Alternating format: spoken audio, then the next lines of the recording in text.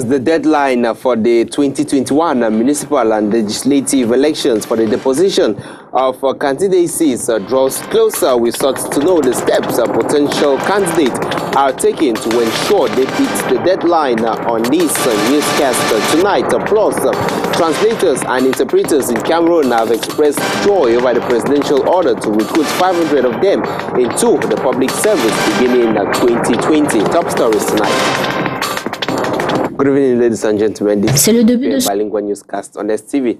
And we kickstart in the French language with Oriane Duncan. Good evening, Oriane. Bonsoir, John-Paul Sama. Mesdames et messieurs, bonsoir et bienvenue au journal Élections législatives et municipales de février 2020.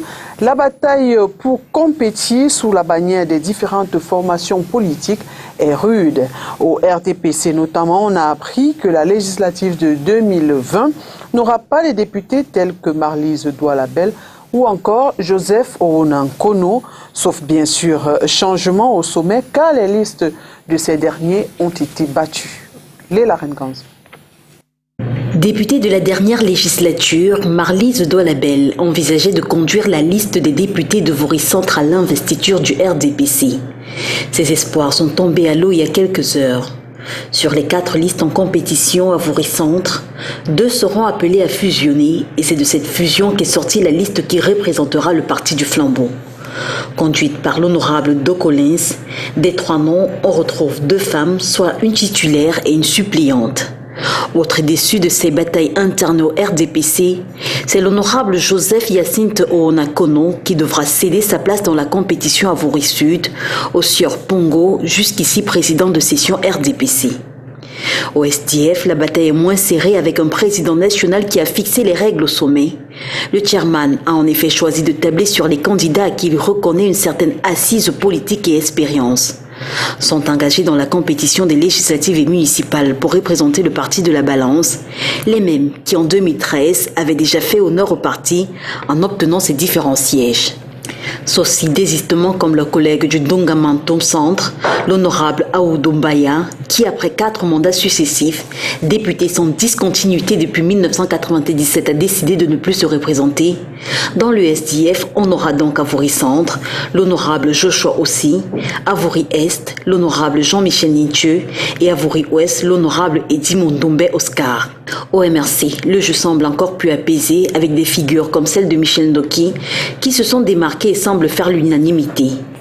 Comme en 2013 donc, la vraie bataille est au sein du RDPC, avec notamment la circulaire du président national qui veut voir l'émergence de visages neufs et jeunes pour représenter un parti pourtant coutumier du « on prend les mêmes et on recommence ». Législative et municipale, on en parle encore. L'administration est-elle contre l'opposition? Des candidats se plaignent en effet de ce qu'ils auraient du mal à obtenir les pièces exigées auprès des autorités administratives. Nos reporters ont rencontré ce jour Mathias Kameni du MRC et Carlos Ngualem du SDF. Législative et municipale de février 2020, des potentiels candidats de l'opposition soupçonnent l'administration de comploter contre eux pour les empêcher de déposer à temps à Elecam leur déclaration de candidature.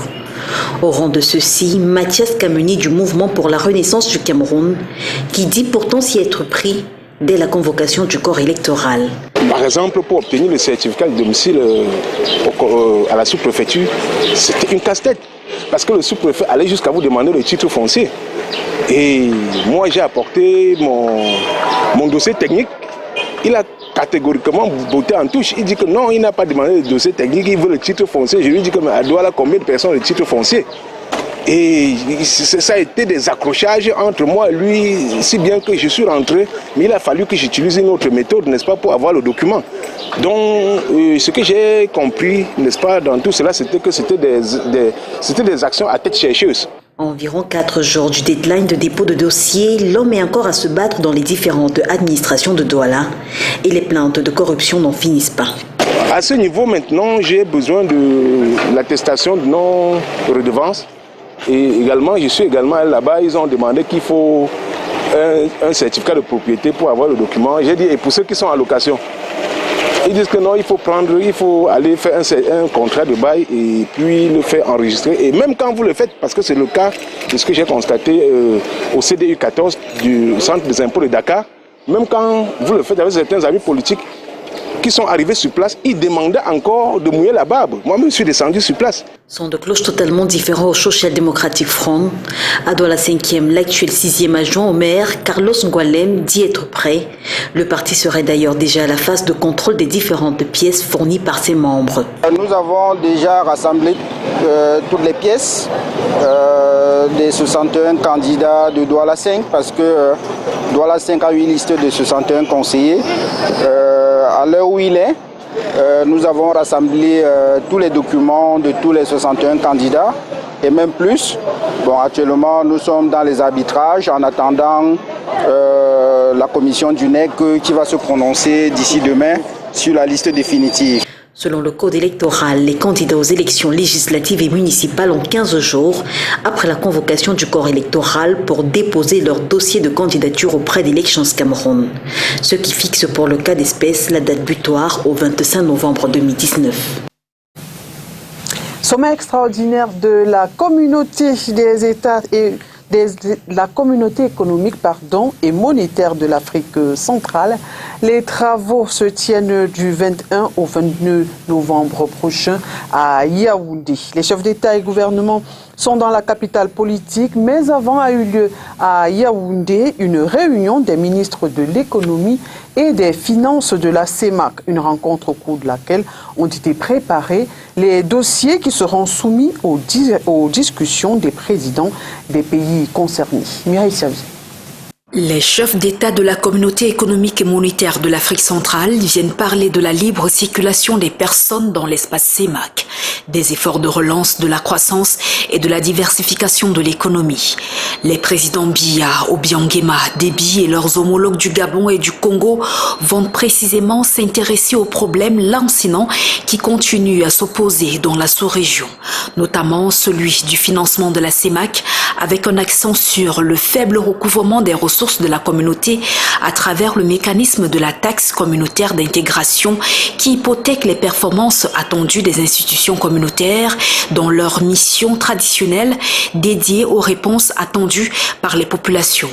La zone Afrique CEMAC souhaite être en mesure de doter le fonds de développement communautaire de capacités à structurer seul ou avec des partenaires des financements à même d'accompagner les États dans la mise en place des projets de développement. La question de l'avenir du franc CFA pourrait éventuellement également être abordée ce vendredi lors du sommet extraordinaire de Yaoundé. La monnaie héritée de la colonisation divise les économistes et les chefs d'État de la zone franc. Elle est présentée par de nombreux experts en finance comme un frein au développement. Ceux qui sont pour le maintien du franc CFA avancent l'argument de la stabilité qu'offre cette monnaie face aux spéculations. La sécurité également au menu des discussions, a-t-on appris, compte tenu des nombreux foyers de tension qui persistent dans la sous-région et exigent une mobilisation permanente de l'ensemble de la communauté. Il est impératif par exemple que le calme et la paix reviennent dans les régions du nord-ouest et du sud-ouest du Cameroun. Les États membres de la CEMAC doivent également poursuivre sans relâche la bataille qu'ils mènent contre le terrorisme lâche et barbare perpétué par la secte Boko Haram dans le bassin du lac Tchad, révèlent certaines sources. Les ministres des Finances et de l'économie des pays de la communauté économique et monétaire de l'Afrique centrale se sont réunis mercredi à Yaoundé, il faut le rappeler, sous la présidence du ministre équato-guinéen César Augusto Mba Abogo, en prélude du comité ministériel de l'Union monétaire d'Afrique centrale, tenu ce jeudi. Selon l'ordre du jour de cette séance, les membres du gouvernement ont planché sur la conjoncture économique et financière des États membres de la CEMAC en 2019 et sur les perspectives à court terme. Ils ont également discuté de la situation des réserves de change et fait le point sur le rapatriement des devises, l'état des relations des pays de la CEMAC avec le FMI, l'adoption du collectif budgétaire de l'exercice 2019 et la rationalisation du fonctionnement des comités monétaires et financiers nationaux et des conseils nationaux de crédit ainsi que la fusion des marchés financiers de la CEMAC ont également fait l'objet des discussions. La mise en œuvre de la réglementation des changes de la CEMAC et la préparation de la réunion de la zone franc des assemblées annuelles du FMI et de la Banque mondiale ont aussi meublé les débats en attendant le grand rendez-vous de ce vendredi avec les chefs d'État de la CEMAC. Administrative officials of the Littoral region have met up with a delegation from the European Union to look at the challenges which a major city like Douala could face in the future in terms of infrastructures and the way forward. Josephine Binzi tells us more.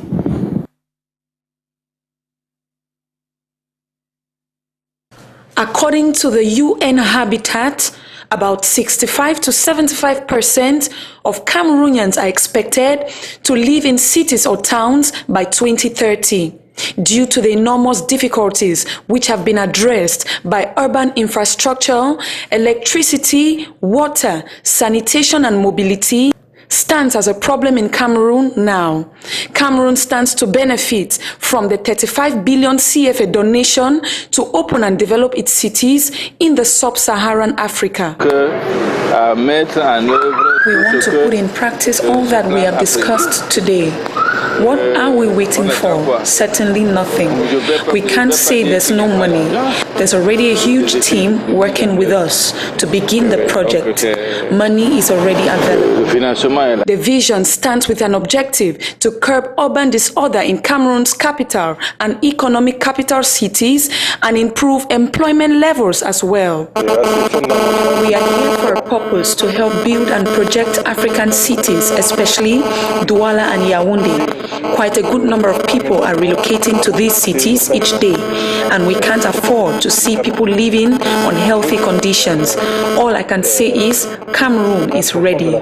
The delegation, which was led by the European Union, received by the governor of the Littoral region, Samuel Ivaha Diboa, and other officials at the Douala Urban Council, have greatly welcomed the initiative, which will improve living standards in the capital and economic capital of Cameroon. Translators and interpreters in Cameroon are elated over the presidential order for the recruitment of over 500 translators into the public service beginning from 2020. Josephine Binzi put together their reactions.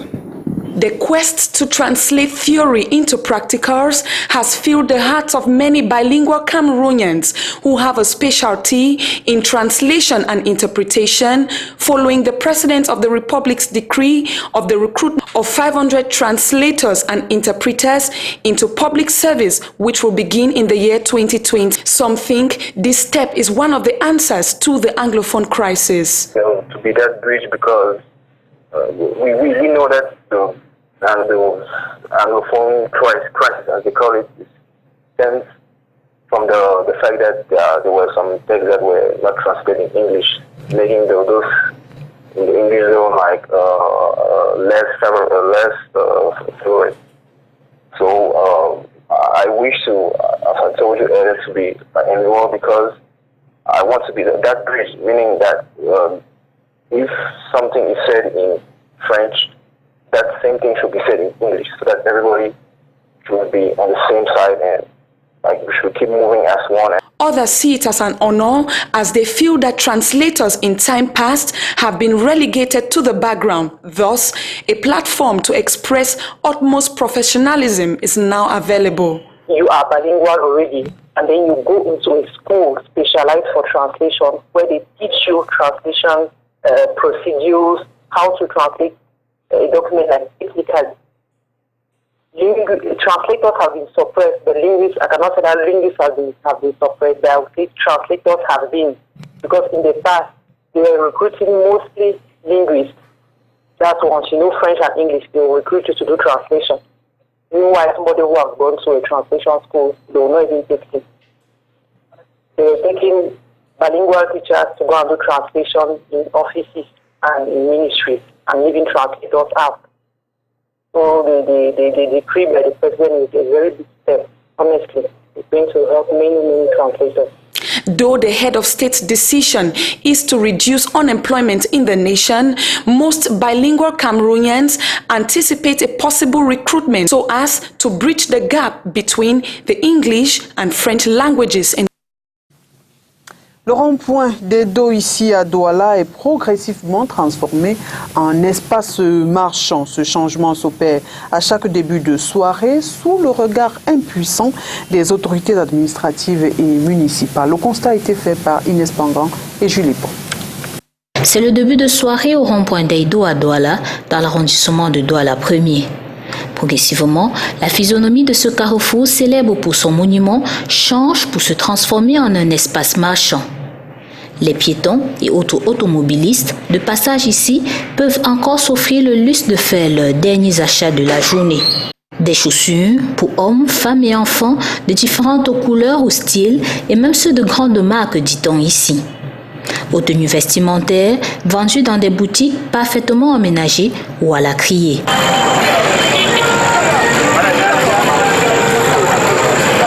En passant par la gastronomie, grillades et autres plats à emporter ou à consommer sur place, ou encore des discothèques ambulantes mettant un peu d'ambiance à ce melting pot.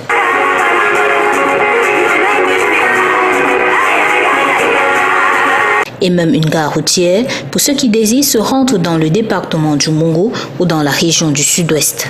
Acteurs parce qu'ils y font leurs achats, certains habitants de la cité économique qualifient de désordre cette transformation du rond-point d'Edo, rendant ainsi insalubre le dit carrefour. Le rond-point est devenu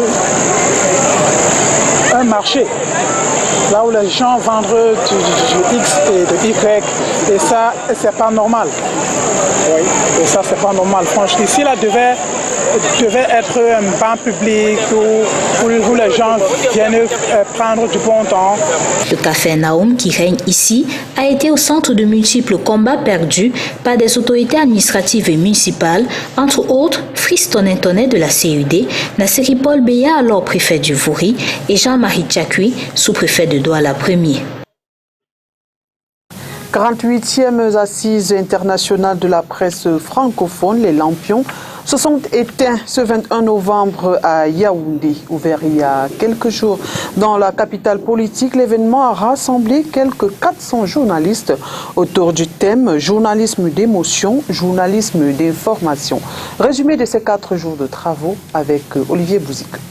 Au terme des 3 jours d'échange, les quelques 500 professionnels de la presse francophone venus des 4 coins du monde ont tranché le débat sur la place de l'émotion dans le traitement de l'information. On ne peut pas faire abstraction de l'émotion, mais il ne faut pas en abuser. Il faut toujours donc dans ce que nous faisons, nous journalistes, rester dans la déontologie et faire en sorte que la qualité de l'information soit toujours respectée. En d'autres termes, pour eux, le journaliste doit pouvoir trouver le juste milieu entre ce que lui recommande la profession et les consignes de la rédaction. Il était question donc d'insister et de rappeler aux journalistes de faire tout et tout pour que les faits prennent le dessus sur le commentaire, parce qu'en général, les émotions rentrent quand on se focalise beaucoup plus sur le commentaire. Il faut aujourd'hui savoir le respect de son lectorat, de son auditeur ou de son téléspectateur, de le respecter, de faire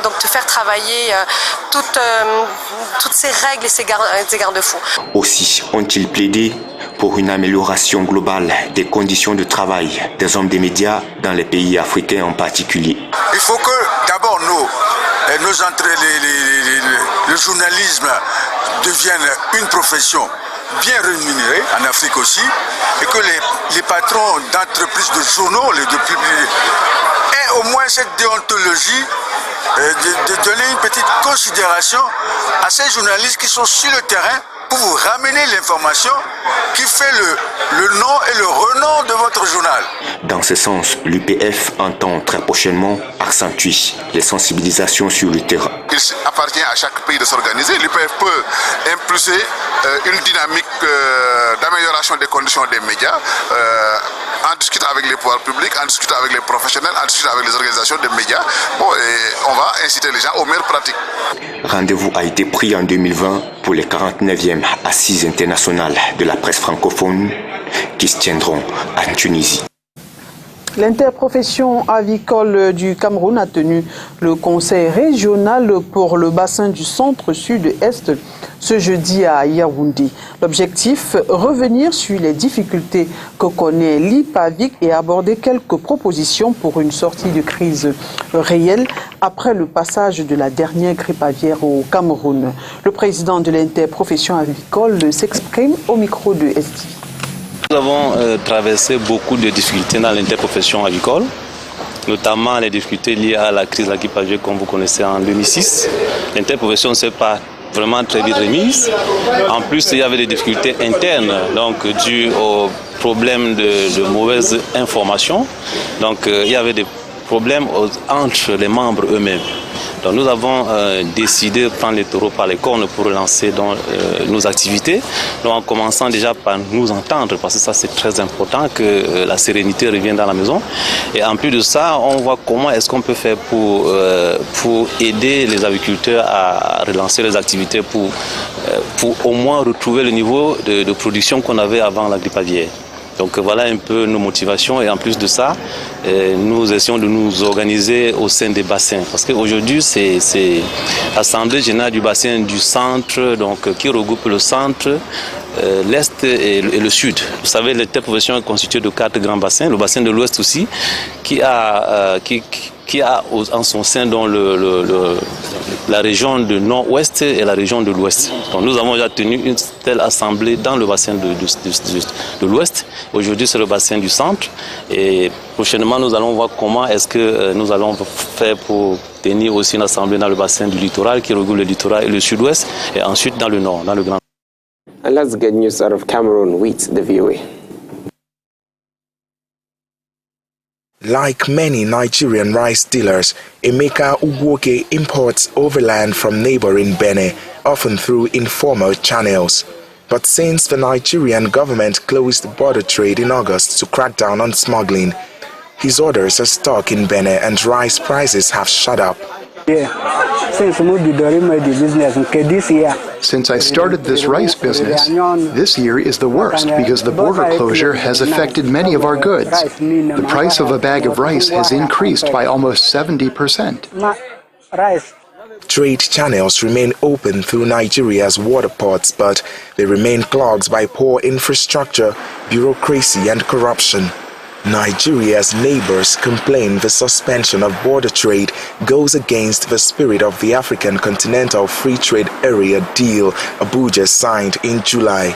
But Nigerian authorities note that most border trade is illegal and say $8 million worth of smuggled goods have been seized so far. It's yielding so much positive results in terms of security, situation improvement. There's been very, very tremendous positive improvement on the side of security, and then economic activities have been stimulated. Our farmers are smiling to the banks. The patronage has shifted inward. Rice farmers like Reston Tedeke have indeed benefited from the closed border. Let's put it blunt out there. The federal government should keep the borders shut. If you don't see foreign rice shop, what are you going to do? You're going to look within. While Nigerian authorities say the border will remain closed until at least January, economists warn the trade limit should not be permanent.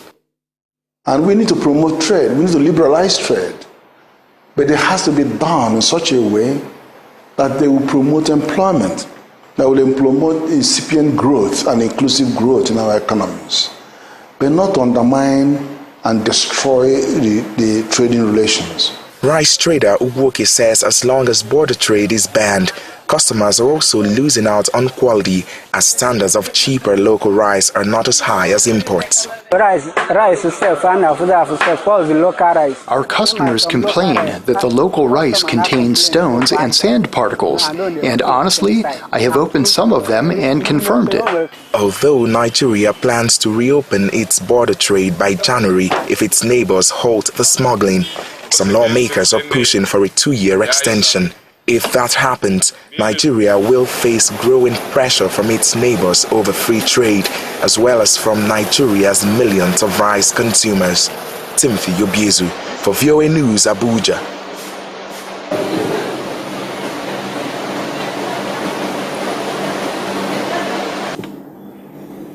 En sport football, la 8e journée du championnat Elite One s'est jouée ce 20 novembre 2019.